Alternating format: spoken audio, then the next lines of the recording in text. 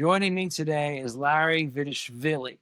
Larry brings a fascinating blend of retail technology expertise and operational leadership to our conversation. He's senior manager of Omni Ops and OMS systems at Vineyard Vines, where he's focusing on the seamless integration of online in-store experiences that today's customers expect. He and his team make sure that customers can get mommy and me wardrobes just right for summer parties. Aside from priceless, and I mean priceless stories, what makes speaking with Larry a real treat is his diverse background across the retail technology landscape. He spent nearly 2 decades at Jimmy Jazz, which was a cultural icon here in the New York City boroughs and up and down the East Coast. PTO there, he really leveraged technology to transform and really define omnichannel ops from the ground up. He's a real deal. He actually knows how tab A fits into slot B, and he's been in the trenches of retail tech through some of the industry's biggest transformations, from the early days of e-com integration to today's omnichannel reality.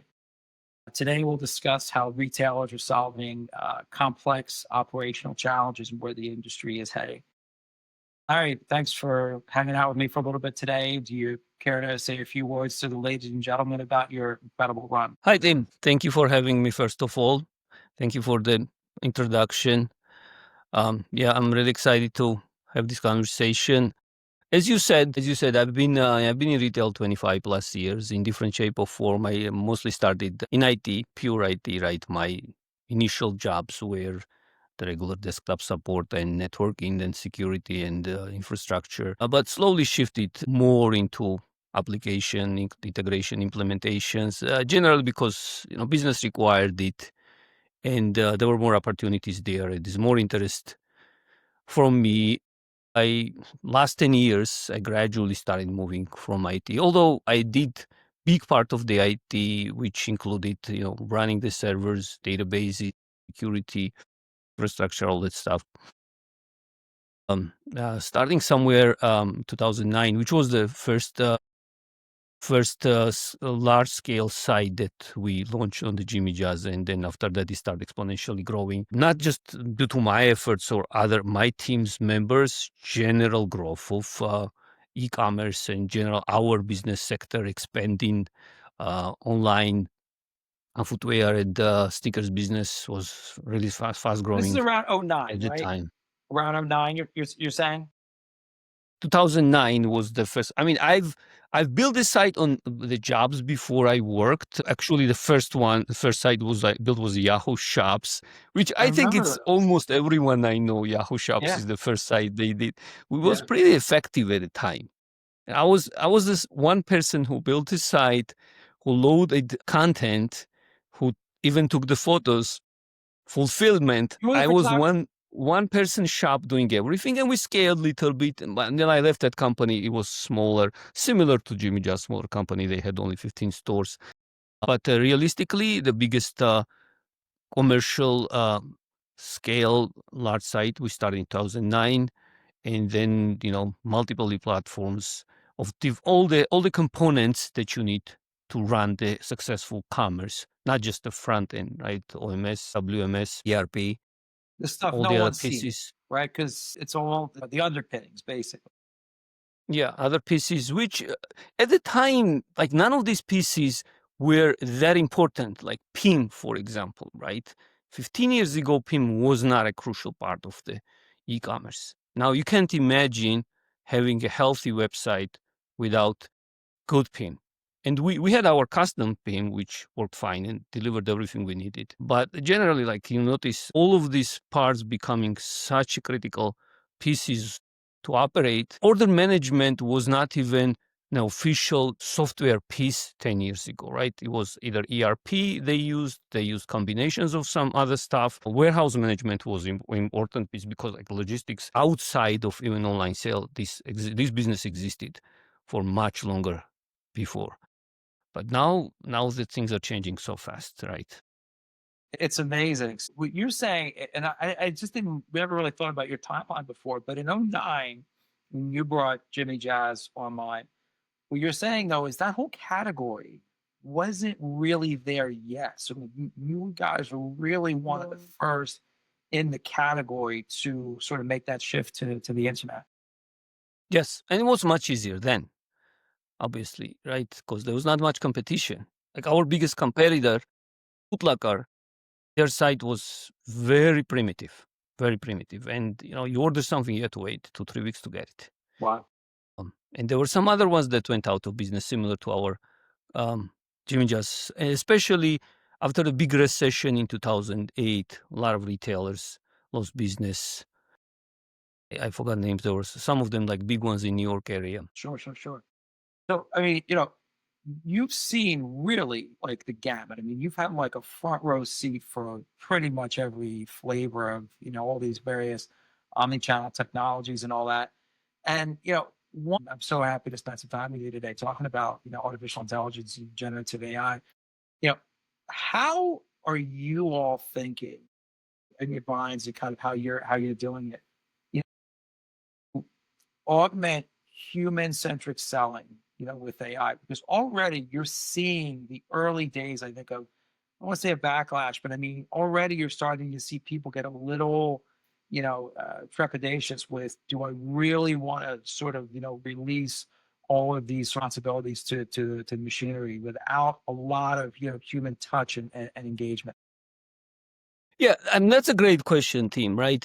Because we can talk AI right now for a really long time, because this shift that is coming, I think people don't see it as what it is actually, right? I have not been in machine learning in a technical aspect, and I have not participated in developing AI products, right? But I consider myself pretty advanced user, knowing the landscape, what's going on in AI. And it's not a shift that's going to change the whole IT industry, or it's going to change even retail and everything. I think it's a tool, but it's extremely powerful tool, which we're tapping into these resources right now. And also understanding what type of AI we have now, right? We have generative AI that can create content, amazing, with better accuracy every day, especially for marketing purposes, all these fake videos or everything. We have predictive AI, which does amazing at answering questions. It does great job writing code, and absolutely is gonna replace low level code writing. Yes. Companies are already doing that, Yes. right? What is and then other forms of AI, which was machine learning based suggestion algorithm. Amazon was doing this long time ago. This existed. Remember, we used to go to trade shows. They always offered this.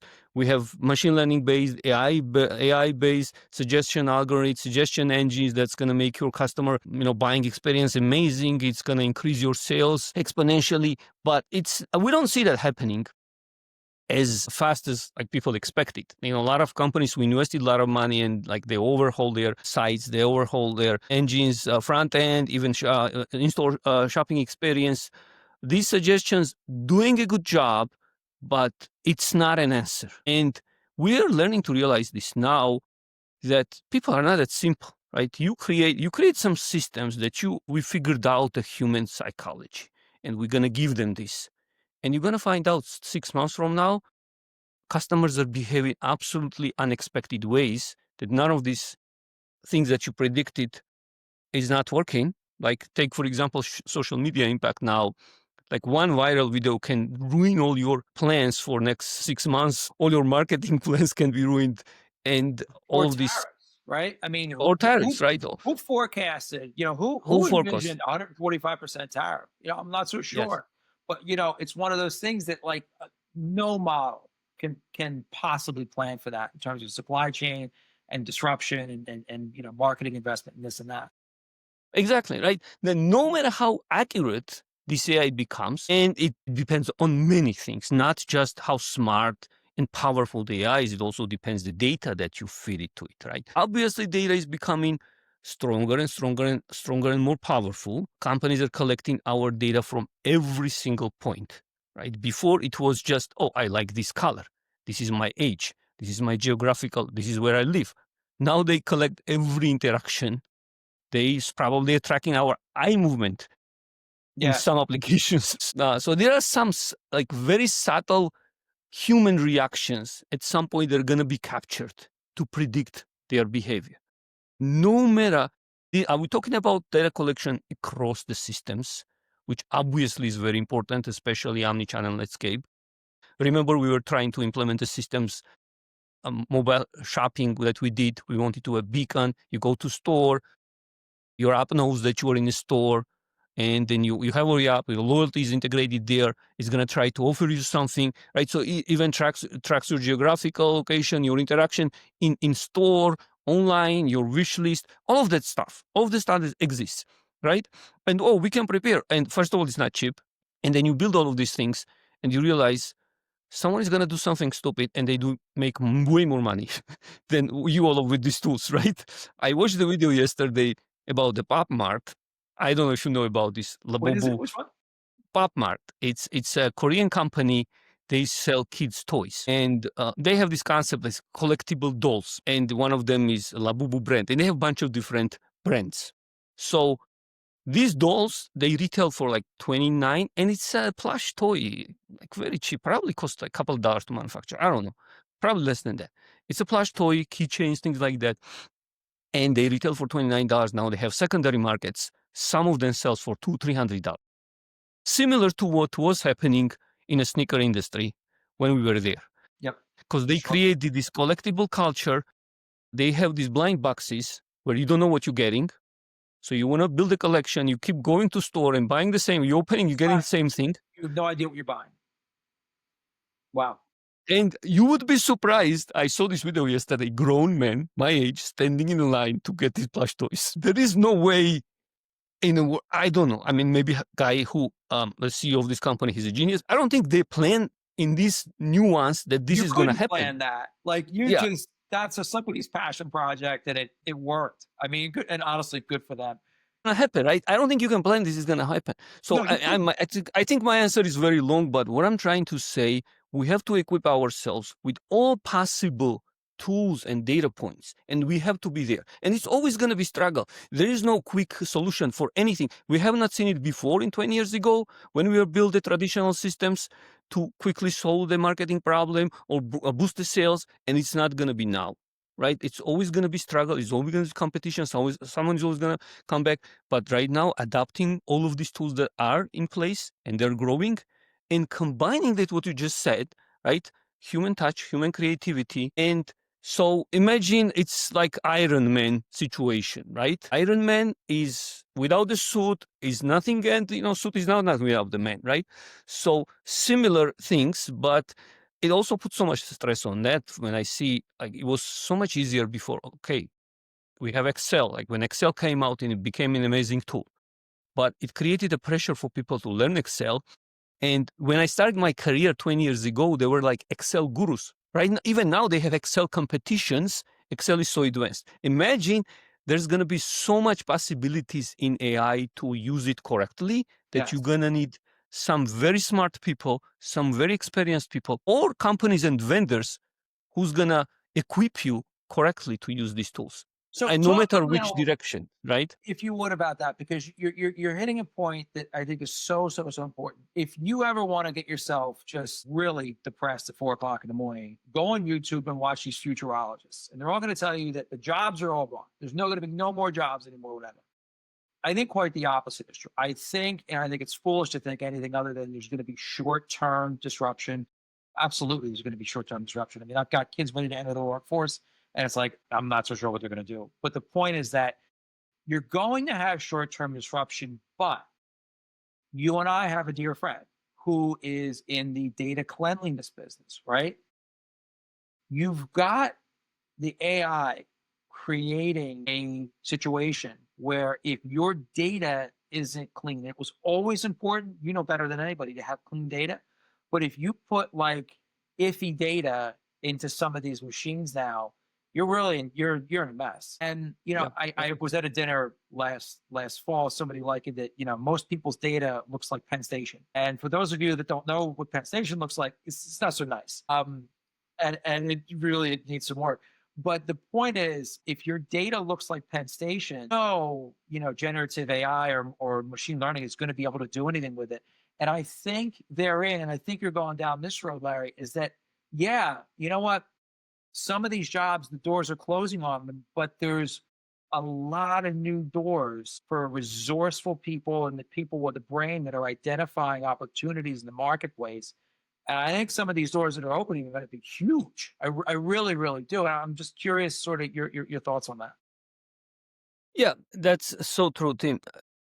With expansion of AI, what I think the content, the original content, the original data is going to become more valuable, because what's happening now, AI keeps generating data. That data becomes source of other AI, and it effect gets compounded and compounded and compounded. The initial machine learning initial model is clean.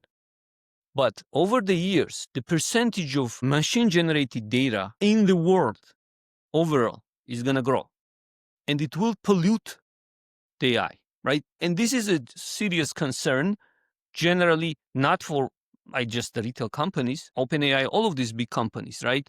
And there are two ways you can train AI. You can just dump bunch of, let's say, we're talking about predictive AI or the large text LLMs where they process large amounts of text, or they're very good at answering questions or writing a poem.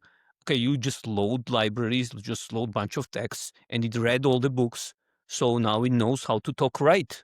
So you put the text, it's going to give you a much clearer and nicer version of the text, because it had so much good stuff to train on. And there are other ways of train where you have actual people interacting with this machine learning process. Oh, this is a cat. Click. Oh, this is not a cat. Click yes, click no, right?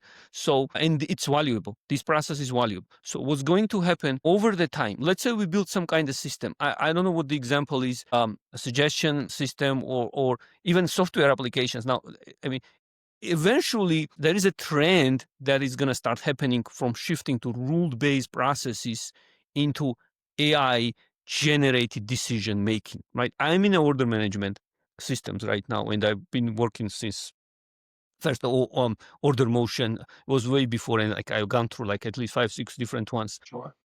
And I'm not counting the ones like we spent months and months of demos and reviewing. So all of these systems I've seen, right? And it's pretty advanced, the rule engines you create. And you remember how advanced we got when we created omnichannel rules for Jimmy Jazz, and item sourcing and inventory sources and allocation rules and all of that stuff.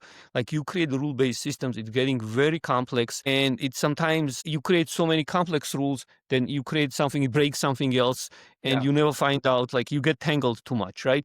So we're thinking, okay, we have this, and it could be useful in financial sector, anywhere else where you have complex rules. Okay, I have AI, and they've been doing this for some time now in customer service, right? The chatbot is doing this, right? Sure. Because if customer calls and they want something about their order, I'm not happy why box is late, and there are many options you can do. You can give them partial discount, you can give them a coupon, you can give them nothing and just explain why box is late, whatever, like there's a bunch of ways, right? So you can have tons of rules, write it and hard code it, or AI is going to learn based on experiences of real human agents and offer similar thing, the best case scenario, or whatever the AI thinks based on the training data to the customer. But these rules are not written anywhere in a system. So let's say we start building this kind of rule-based software, which is going to be very cheap instead of, the AI-based software, right? Instead of, me going and writing tons of codes and testing it and going all of this, you know what? I'm going to teach AI my business. And this is happening as we speak now. The agentic, they're small pieces now, those agentic systems. But they eventually, they're going to grow. They will cover probably the whole businesses. And okay, it's much cheaper. I just have to ask the question to my smart box, and this box is going to make decision for me. But what's going to happen over the time, these boxes are making decisions and decisions and decisions, and humans are not making decisions, and they're not fixing the rules. They're not augmenting the rules. They're not, and eventually it's going to degrade. The quality is going to degrade. So like a photocopy. If you've got an original, you make a copy and then another copy. Yeah, exactly, right? It happens everywhere. what you're saying, Even the unless you biology, got the DNA deteriorates if you keep making copies, right? The idea of evolution is you have to keep yes, mixing yes, to create the better versions. for sure, for sure.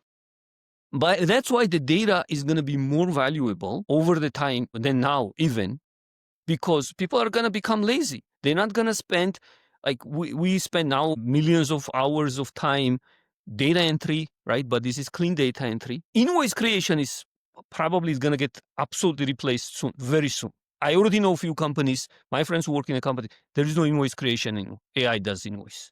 It just Sure. scans something and enters the invoice in a system very accurately, everything. So when people start entering this data quality is going to degrade. The decision making is going to degrade. And now the second point that you said is generally, are we going to lose the jobs? Is it going to be there is some despair around the people, AI is going to replace us all. I mean, during the human history, I'm not talking about industrial revolution. We're talking about anywhere, agriculture go anywhere. When humans got tools, they become more productive. They became more productive. Economy grew. Their output grew. So what's going to happen in next few years? The economy is going to start growing exponentially because our productivity is going to grow. Yeah, there is going to be adjustment time. I don't know what it's going to be, 5 years, 10 years. Maybe the AI is not what they advertised to do. That maybe it could be limited to certain industries or certain use cases. But even in that case, it's a powerful tool. I've been using it a lot. I think our productivity is going to grow. It's going to be adjustment period. We have to shift industries. Right now, the healthcare sector is growing crazy. Entertainment sector is going crazy. Look, the healthcare. I mean, we're told that the first person living to 150 years old is walking the U.S. today, and I think that's one of these industries that's just going to be just on fire. Certainly. Are those guys who take ice baths and run 4 a.m. in the morning, or just regular people? I don't know. By the way, they're the ones telling me that the 4 a.m. ice bath guy. That's the one telling Yeah. me. You're going to have 150-year-olds pretty soon. They're convinced. Yeah. I'm Especially happy for that. with the DNA sequencing, all of it advancement with machine learning, there's so many opportunities. And I welcome it. Obviously, it's hard for us to adjust. We have to learn new things. But being in IT, you have to learn. I've been learning all my life. You cannot stop. And same thing, by the way, retail. Retail has never stopped. Since the dot-com revolution, it's been non-stop change. And even now, it's very unpredictable. We don't know what's going to happen in the next 2-3 years, right? Everyone thought the e-com would destroy the brick and mortar. It's not. It's growing steady. Totally not. You've got like a threshold now where 75% is still brick and mortar. It's not going to get, look, there's some categories. Yes, it's different. I understand some categories more than others, deeper penetration, whatever. But it's not going to break much below 75%. When you have tens of thousands of points of distribution in the country, if you need something now, you're going to go buy it. There are so many industries that are like we used to be, by the way, Jimmy John's, buy now, wear now.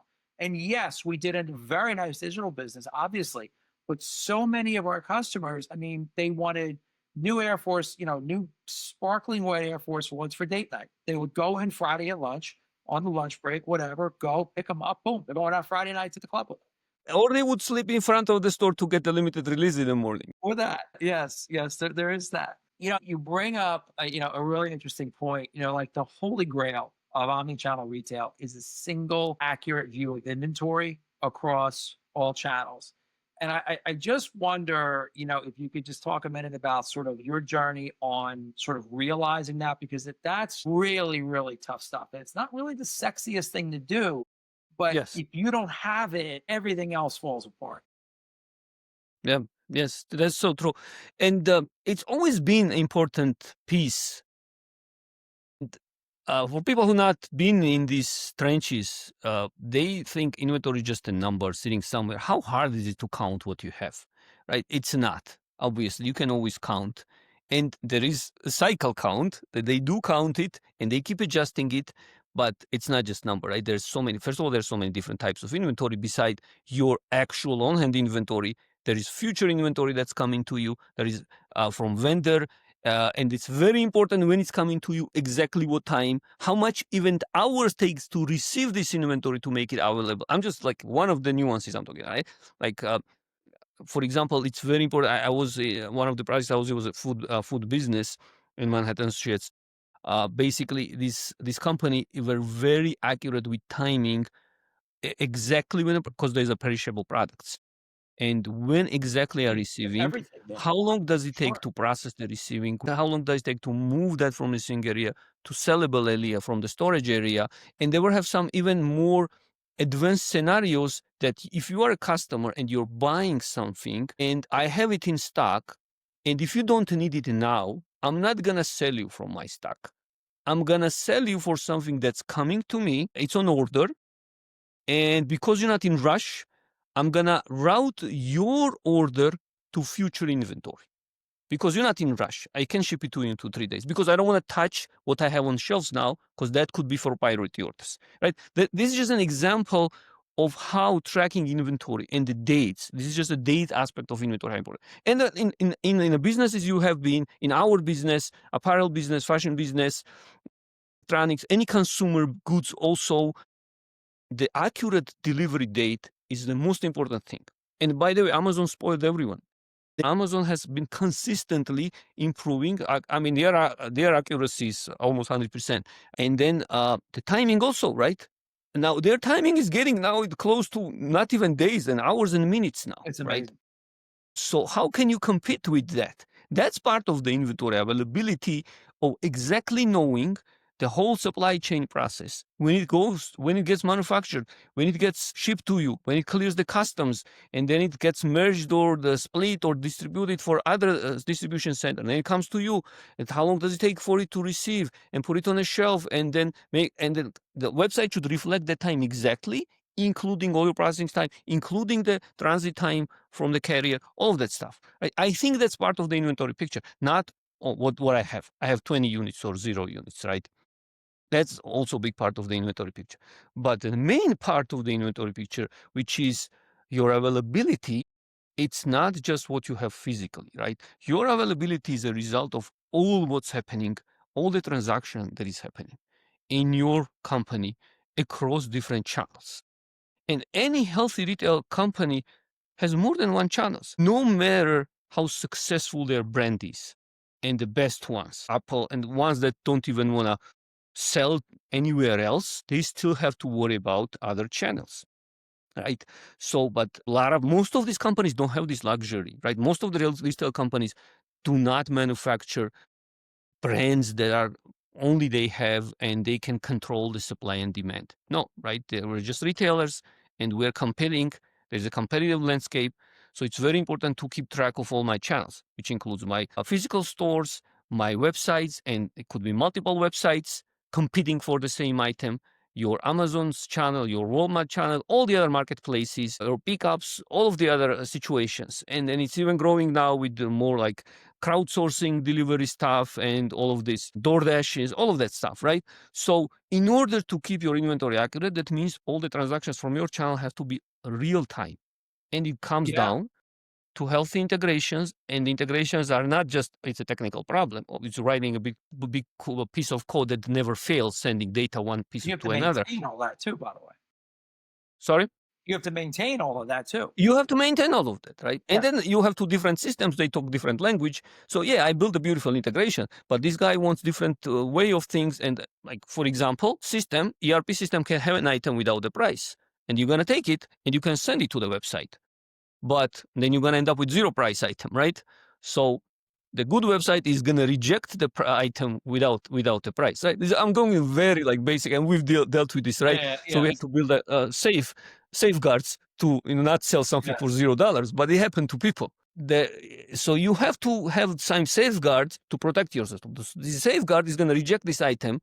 So we're talking about very healthy integration between the system and maintaining your live inventory. And now we go into even the next level. If you want to be really, really efficient with your inventory, you can also have to maintain the intent of the customer if they want to buy something.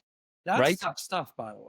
That's tough stuff. I'm online, I put something in a cart, and the something that I just dropped in the cart, it's not in my DC, it's in one of my stores. Do I Right. have Part of it. any tools to protect that inventory in a store? No one, I think almost no one does now. There are very limited companies who build their own custom software to do this, but there would be that would way, because if I put it in my cart and I buy it now, it's too late because someone is already shopping for it, or vice versa, right? As long as you start scanning something in a store, it should disappear in all your channels. Yeah. That's a seamless customer experience. Sharing wish list is very important. I know it's not directly related to inventory. So that's why in my mind, and a lot of business stakeholders and big guys who are concentrating on growing top line, they think it's a simple solution. No, it's a solution of very healthy integrations, live transaction system between the systems. You know what are you gonna achieve? You're gonna achieve operational excellence, customer satisfaction. That, I mean, you don't see that right away. You don't see the benefits of that right away, but in a long term, the benefits are immense. That piece is so important. And again, you're going down a road of stuff that it's never going to show up in a board deck. It never gets presented to the PE. It's this arcane stuff that a lot of people really don't realize it's even happening. I'll give you a story. I don't know whether I ever told you this or not. Mid 90s, early mid 90s. The Bulls are playing the Denver Nuggets. It was I think the first or second game where Jordan shoots a foul shot with his eyes closed. And that game, the Bulls were perfect in foul shots, flawless foul shots that game. Denver missed 8 foul shots. As it so happens, the Bulls won the game by the exact amount of foul shots that Denver missed. And so the Bulls run, yes, they had Jordan. Yes, they had Pippen and Rodman and this and that and all that supporting cast. But so much of what won them, all of those championships, was this operational excellence of boring stuff like foul shots, because Yes. nobody tunes in to watch anybody shoot foul shots. I'm sorry, but that's just not happening. But it was one of these things that's just sort of like under the covers that, some people realize it, but it's so important, this idea of operational excellence. And you're Yeah. one of the biggest guys out there pushing this on a daily basis, that this stuff, it's tough stuff. It really matters. And, more than anything, it's so important that the organization, I think, understands, that you can't just AI some of this stuff. And even today, you can't just wave a wand over some of these things and just, oh, well, it'll be fine. I mean, you need real professionals that have done this once or twice before. Yeah. Yes. And general traditional thinking is, oh, let's always expand. Let's always diversify. And everyone does it. The mega corporations, look at Amazon, right? They're getting into every business, right? They bought Whole Foods, all of that stuff. And I mean, good, serious companies, they have dedicated people who are working every day to find the new expansion capabilities. So from me as an IT guy, right, I'm not a business guy. I'm not going to go and tell them, guys, go and, buy this building and buy this business and sell buy the airline or whatever. I can tell them with existing business model, how can you be successful in the long run? But generally, and especially public companies who have to report quarterly gains, they lose sight of that. Yes. Right? Because it's immense pressure from shareholders to be profitable every quarter. No one is going to go and, stand in a DC with a watch and count the seconds, how many times you spend on that. People are usually not interested in that. But Amazon perfected that system, and they're becoming better and better and better every day. Most of the other companies have been there as long as the order is shipped. Owners are not concerned how many minutes or how many man hours it took to pack the box and send it to the customer. So yeah, I'll it's tell you, part there's of a that. lot of brands, Larry, out there that I talked to one this morning. Brand they're basically pulling the plug on the commercial component of the brand website, and it's not like it's not doing business, but basically, they're like, wait, we're generating volume here, but the amount of resources and the amount of technical expertise and the amount of Larrys and Georgies and that you need to do this right, it blows their mind. Like, and they're going, wait, we have this huge Amazon channel. We have these huge Walmart.com and Target.com and these other channels. You and I grew up in this business. The brand website needed to do a couple of things. It needed to be part cash register and part temple of the brand. And the cash register was probably, we sort of broke into this business 90%. And the other 10%, you could learn about the company and their ethics, cultures, values, all the things that are important to them and why they're, unique and special and all that. Today, I can tell you right now, it's totally flipped. Some brands are different. Some brands are very D2C focused, and they've gotten this stuff, grew up, natively D2C. So they have all this stuff built in. But like some legacy omnichannel brands, they're just saying, nah, we're good because we're going to keep the website. We'll keep all the products on the website, but we'll use that as sort of a platform to say why in a very commoditized consumer goods world, why our pencil erasers, chalk, lawnmowers, whatever, are better than the generic stuff you're going to buy on Timo or Shein or what have you. And they're going like, look, in the best possible case scenario, if you order something from us Monday, you might get it like the following Wednesday or Thursday. It's becoming a challenging thing for them to control the narrative and the experience for the consumer. So they're going, you know what? I've got Amazon that is better at logistics than anybody will ever be at logistics. Yeah. They're amazing. Let them be the cash register, and I'll sort of tell my brand story, on the website. But it creates, what it does is it creates this deep need for connectivity. You have a ton of experience in this. A connectivity between the brand website, store experience, and then ultimately the inventory that you're pushing out to, say, Amazon, Walmart, Target.com, whatever. Yeah, it's unfortunately that is a big dilemma currently in the industry because Amazon is doing such a good job on fulfillment. Same time, you want to maintain your brand, right? And it's not just a website, it's an experience, right? I like certain things. I love those things. I want to be part of it. I want those to be part of my life. How, as a customer, I have to constantly make a decision. You brought a very good example. Should I just go and buy a substitute on Amazon or place an order and I'm going to get it in 5 different boxes, 5 separate shipments. I'm going to get bombarded with emails and tracking numbers. And I have to check my door every time something gets dropped. Or even Walmart is a huge company. It's such a mixed experience of buying things on Walmart. Very. One box gets delivered by FedEx truck, one box delivered by UPS trucks. The third one is coming from China. The other day, some guy, just a regular guy, branded car. I think they crowdsourcing this now. Came out in front of my house.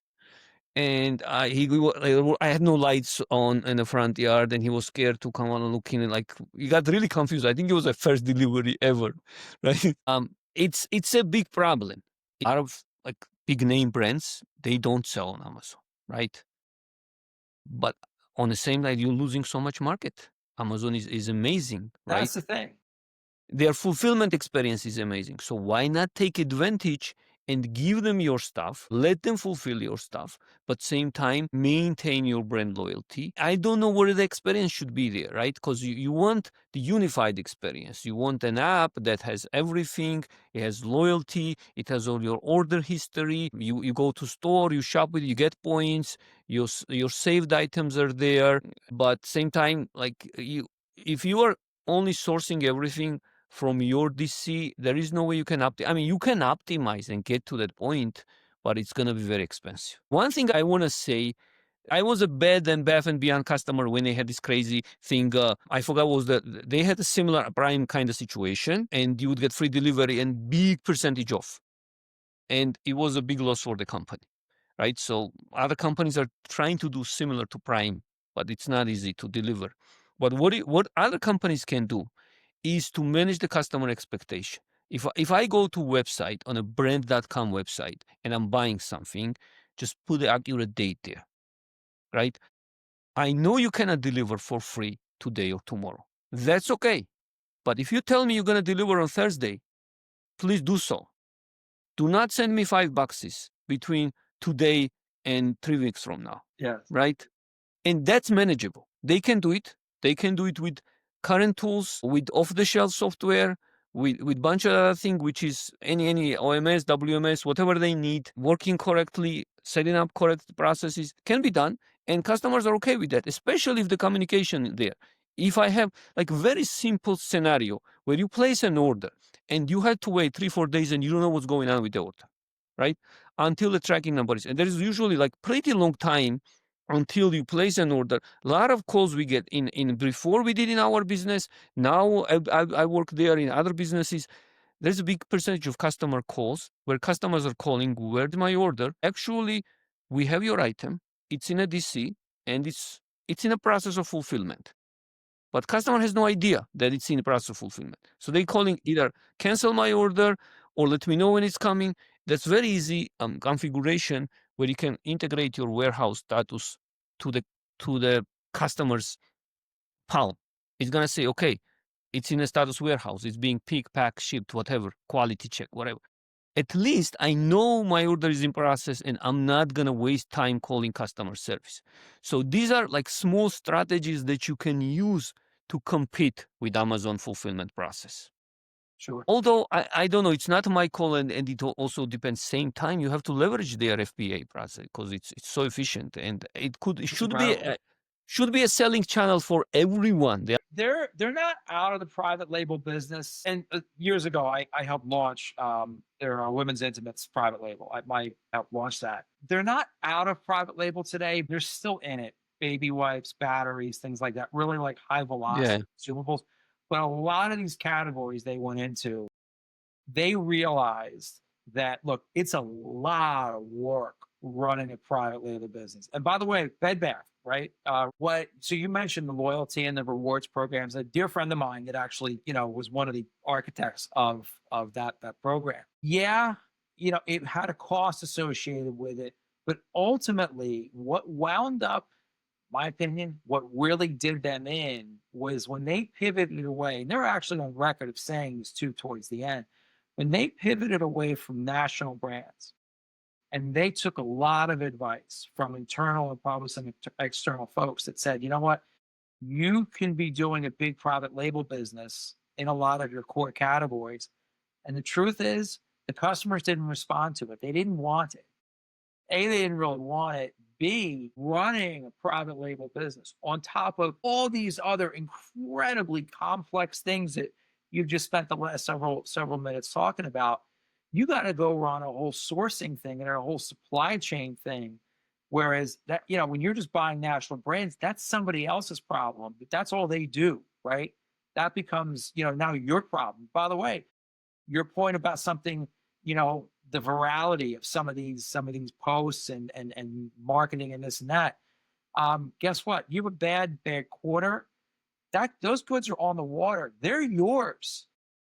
They're custom for you. You own them. If you're buying, from a national brand, you can always delay, stockpile, cancel, whatever. But when you're like in that sourcing business, that becomes like a whole different level of stuff that a lot of these companies, it looks easy on a PowerPoint, but then you got to go do it. And then it just comes down to like people, you can't just get, marrying an accounting, and pull her into like your sourcing from Asia. It's just a whole different set of skills. Yes, absolutely. Manufacturing is completely. I haven't spent a lot of time in manufacturing. This job, the previous company I worked, in the previous one, even they had a completely separate division. The retail was manufacturing, like completely separated from manufacturing, because there are so many other challenges there, and the timing and all the cycles and the processes and calendars. It's so complicated, and to manage that. And what's happening now with social media and how people's perceptions are shifting every day. And it affects the buying patterns. It affects the buying decisions, especially consumer goods, right?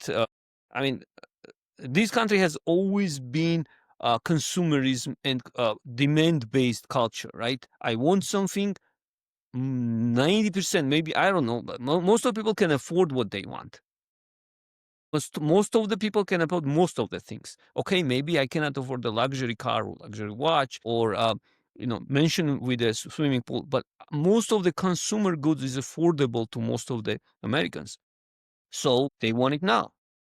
And what happens? Businesses who manage to source this quickly and adjust quickly, they making tons of profits. Our traditional approach, when I started in retail, it was so simple. If you had a good planning software, and it's not rocket science. It's very like simple arithmetics in most of the cases. You take your sales for the last couple of years, analyze on different attributes, whatever, my departments and brands and colors and sizes or whatever. I sold this many shorts this year in June, and probably I'm going to sell same amount of shorts. And it worked. Companies who had healthy software pieces, and these are just normal standard pieces. You just invest a little bit of money, build this, and you build a nice, consistent stream of supply chain. You sell it. Okay, maybe you overshot a little bit 1 year. There are some of the things that you cannot anticipate. Some of the general economic trends will affect all the retailers. But the cycles were pretty long. 6 months, too long. Like our POs were 6 months. Everyone still does it. It's not easy to change these things, right? But there are now this other companies, the smaller companies, the new ones, the startups, or the more agile ones, who are trying to reduce these supply chain cycles, and it's getting shorter and shorter and shorter. To react to these things quicker, you're going to kill on the market. And again, it all comes down to the technology, all comes down to setting up these processes. And I think there's a lot of opportunity here, especially with growing.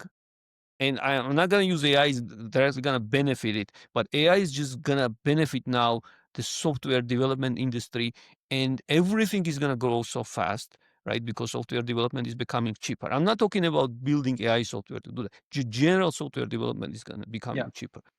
But I So mean, you're already starting to see this, right? Like you've got, Claude is going to be shoppable, Chat's going to be shoppable. And it's like yes, these are just additional Omni touch points along the way. I mean, I think we always had this promise of like, you would talk at your Alexa device, your Apple device, or whatever, and 10 minutes later, a tray of dog food's gonna show up at your house. I don't know whether that really panned out the way people thought it was going to, but I do think that when you now have like these, consumer grade AI tools that are now becoming shoppable, that to me is like that's really like the next that's thing. a totally different, I think, totally different channel, I would say, right? It's not traditional .com, it's not Amazon, it's not store. And yes, you're right. They try to do that with Alexa, and Yeah. Google has its own smart speaker. I have that, like which was supposed to be, I think, was working with Target, whatever. Did not work out. I think it's like some other gaps in technology that did not happen. But there is another point that you just mentioned, right? Traditional search eventually is going to start shifting to AI-based search. Google already does Yeah. this, right? Yes. The Instead of AI overview, they're calling it. giving me 200 links and me deciding, and most of the people don't decide, they just click top 2 or 3 links. And traditionally, and you and I, we've done it, and Jimmy just was pretty efficient, and we spent so much time in optimizing SEO. I remember when you Googled all the stars we had, Jimmy just would come out on top, even before Nike.com, because our SEO was very healthy. But now I don't know what's happening, right? So probably the AI is going to have its own ways to feed the data. You're going to feed OpenAI, Claude, Gemini, all of that. And it's going to be similar to same business model. You have to feed some kind of data where you compete for customers' attention. So I think the concept is going to be same, but technology is going to change. You're already seeing in Google, Larry, you're already seeing like it's not there yet, but it's coming. And you can see the train coming down the tracks where what used to be a CPC or cost per click basis, where you'd see the picture of the item and all that, that's the industry is already seeing where that's going to go from a CPC to a CPM or just an impression based media in the Gemini part. Because believe you me, Google's going to figure this out. Like this is their bread and butter. This is how they monetize everything basically they do. They're going And to, that's gonna be currently the biggest monetization. AI is not profitable. All of these right. companies are losing a lot of money right now, like because right now is a war who's gonna win the Oh, it's an platform arms war, race, right? That's right? kind of And what you're it's okay. saying. They're investing. They have steady flow of investment. People are still interested. They're buying stocks. Even the retail investors are buying stocks for all these AI companies. But end of the day, I think the Google is gonna be winner because they're best at it. And I'm talking about winner in terms of this sector of AI telling you what to buy. Commercially, right? Like on a Telling is not the right commercial. word, right? Telling is I ask the box, Alexa, I want this, and Alexa. People don't like to be told what they do, right? People want to get the sense of I searched for something.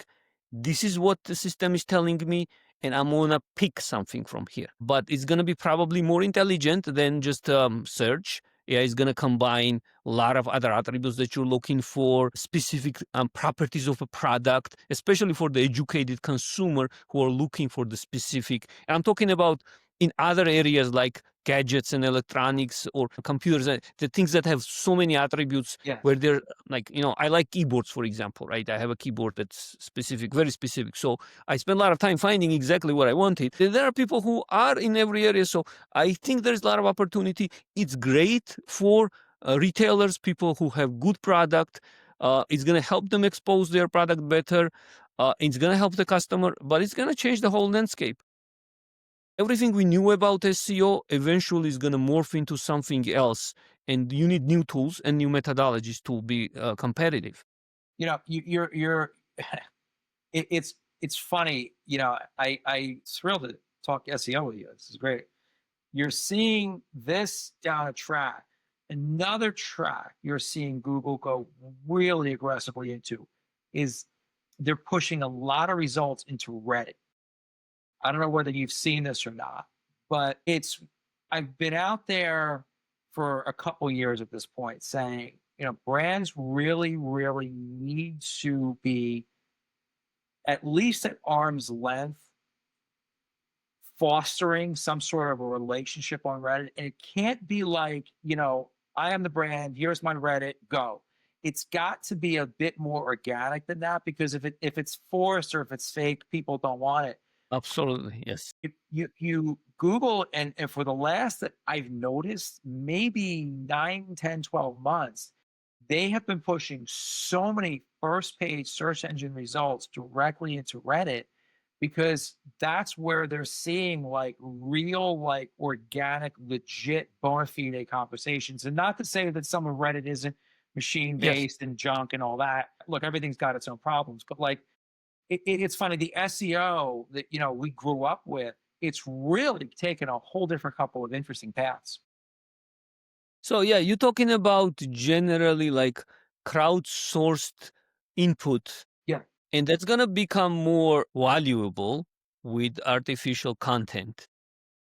Yes. And it's probably gonna take better shape even, and people are gonna become more efficient. Also, they have no choice. Like you have to compete with AI, right? So AI is perfect at writing, perfect in creating content, but humans still have emotional intelligence that AI will never have.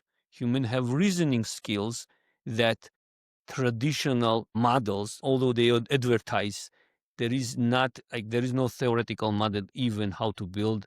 Like Nvidia, all these companies, they want people to think that we are going towards general artificial intelligence. There is no model right now to support that. Similar, because it needs to be self-learning, almost self-aware system, self-improving. It's not what we have now. Are you So 1 year, humans still 3 years, has or 5 years on that? What do you think? what 5? I would not say even 15. How many years do I you would think? not. Sorry. I was wondering, do you think it's 1 year, 3 years, or 5 years away? To get to the general artificial Yeah. intelligence? Yeah. No, not in our lifetime. Not enough, really. Wow. I think so. And maybe after the quantum computing, Yeah. but quantum computing right No, now at that's this a whole stage, different thing. yeah, That's a game changer. because you have to mimic humans' neural patterns, right? And I'm not in a machine learning business, but I know the mechanics, how it works, and it's not same. It's just very powerful, but the structure is primitive. The concept is very primitive, how these things work. But you So think once we hit quantum computing, that becomes, but you have It to is have that possible. first.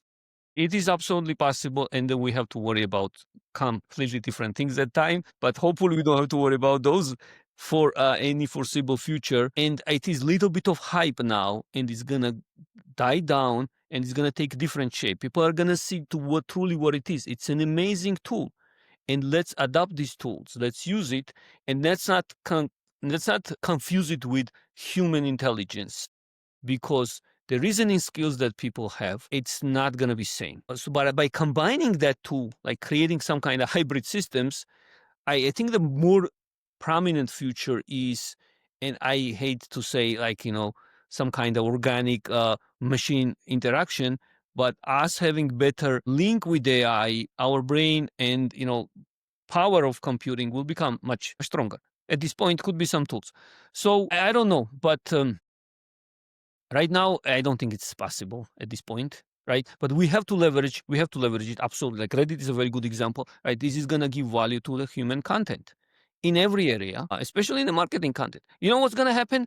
Like you have now, and I think it's already happening in some areas. AI creates beautiful, amazing, perfect graphical content, and Adobe you've seen it. Firefly, it's Yeah. lights out, Larry. It's lights out. Amazing, symmetrical, beautiful, everything matches. There is mathematical accuracy in colors and shapes and everything. And it's just human mind perceives it, right? Our brains are designed to perceive mathematical relations, the similar to music and colors and patterns. But you know what's going to happen? Some doodle cartoon is going to have more stronger marketing effects, because that's how the human brain works. In few That's years, fascinating, by the way. yeah, in few I think years, you're right. it's already happening. By the way, it's already happening. Like you do all the social media. As soon as you realize this content is fake, even just a little bit of glimpse of even if a suspicion if the content is, you just swipe, you go to the next one, right? And I watch my kids. They sometimes watch other just homegrown content, which seems very simplistic, very primitive, but they're attracted more to that than beautiful 3D animated movie. Yeah. No, Because it's very true. By the way, the challenge with that again about the pushing all that, look, you need all this, right? If you're running one of these big Amazon businesses, one of these big brand websites, you've got to have like some machine milling through content for you, because if you don't, you do this manually today, you're just so slow to market and then you're dead. The toughest thing with this is still the people, about getting your organization to say, I've been a retoucher for 15 years and I don't want to not do retouching. I don't want to learn anything else, whatever. And it's frightening how many of those types sad of news for those people. I mean, it happened in my industry, and I'm not scared of it. It's part of evolution. It's harsh thing to say, but same times it drives us to become better and learn new things. But you know what? But that's it. Like you've got to get out of your zone today, because if you don't, you're going to be on the outside looking in. You just are. Yeah. I mean, look, you would have paid somebody a relatively good salary to do what your iPhone can just tap the little eraser thing and boop, the thing's gone. Absolutely. You would have paid somebody very nice salary. I spent hours in my early days of e-commerce. Removing background was very painful, right? Yeah. I said when I did my first site, I was everything. I had to learn all the processes and see if there is an opportunity, we'll hire people. But before we hire people, let me do it myself. And it was very painful. It was the only way to remove the background and clean things. And they did it. Now you can do it on a phone with touch of the finger. What's wrong with that? There are some other ways you can learn. Yeah. Remember we had third-party service. Yes. We used to pay for every image to remove. I forgot what was the company, but it was a dedicated service for background removal, right? Yeah. And it's like, but by the way, I mean, in big companies today, you still have these folks that they're just holding on to some of these roles, and they're going to do it until they can't do it anymore. And Yeah, that's gonna happen to really. There is gonna be very slow adoption. I see that already. It has been like everyone, they were forced to become omnichannel, not because they wanted, right? like I worked for Manhattan Associates, and there's I mean their number one product is WMS, right? And number two product, they have 25 different products. Number two product is Manhattan Active Omni. And I've seen like so many companies, they sign a contract and they start hesitating, or they're not signing because it's not cheap. You have to invest a few millions. There's gonna be implementation time. And you know what? I have some kind of OMS now, right? We did OMS on NetSuite, and it worked for a year, but it was a big headache. So companies have this kind of some other ways of fulfilling orders. Okay, we fulfill the orders. Let's not spend so much money on this, because people who make decisions, they don't see it as a big business opportunity. And same happens in AI. Okay, people are doing this. Oh, they're retouching whatever they're doing. All right, let's not invest millions of dollars because we have to restructure, we have to hire new guys, we have to learn new things. And then you have other guys in the different departments who hate the change. They're resistant to change. And sometimes these guys are not primary decision makers, but um, their collective voice affects it.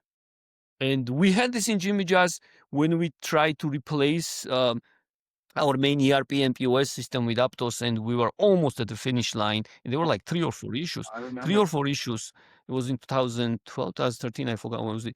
And we invested almost more than a year. Everything was working. There were like 3 or 4 small issues, which, sometimes there is friction between software companies and the businesses, whatever.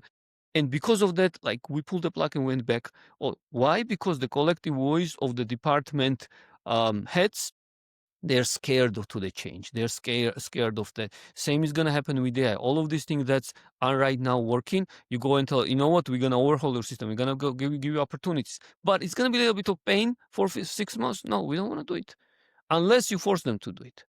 So, which is good news for us, because you stay competitive. This is how you stay competitive, right? Don't be scared of the change. It's going to be really tough first few months, maybe 1 year or 2, but after that, you're going to become on top. You're going to have a much higher level of functionality, and you're always step ahead of the competition. Yes. My friend, any closing thoughts? I am so grateful to have put up with you and spent some time together. It's always a pleasure.